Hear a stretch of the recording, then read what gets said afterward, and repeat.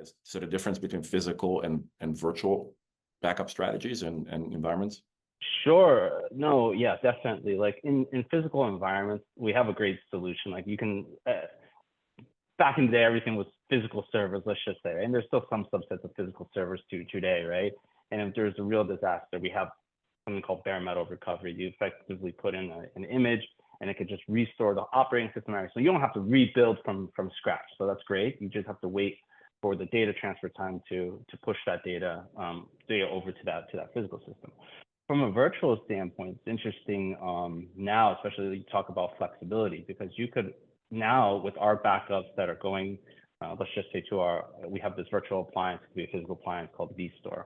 All this data is stored as snapshots, right? And all of these VMs are effectively backed up, their native format, VMDKs. We can go ahead, instantly spin up these VMs. But what's even more interesting is like, okay, yes, maybe this environment is compromised, this network is you don't know what's going on in this network.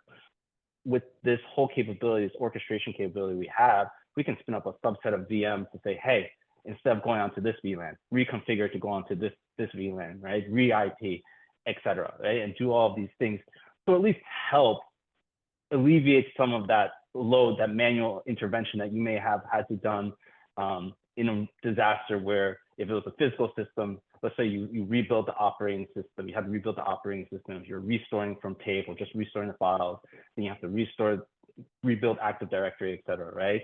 In the case of VMs, I think it definitely helps expedite things and gives you a little bit more, I shouldn't say a little bit, a lot more flexibility.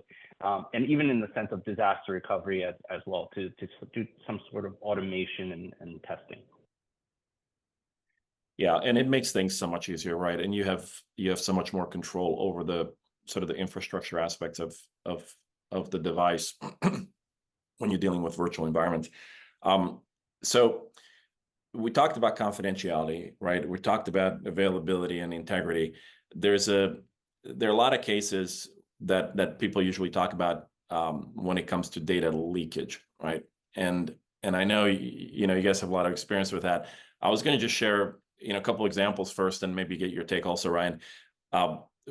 We forget that data leakage can be not only unintentional but also intentional, right? And where most plans fail is where they don't take into account the intentional data leakage that perhaps employees, insiders, contractors, et cetera, can especially apply on an organization. We sort of deal with the unintentional, right? Someone breaks in and steals your data, or you lose your laptop, or you forget it at a Starbucks, or someone looks over your shoulder. All those unintentional scenarios are well understood.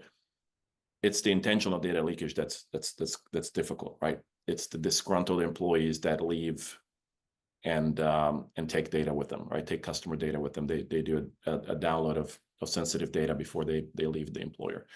It's those scenarios that are difficult to model use cases for and find the right solutions, especially in the data protection realm.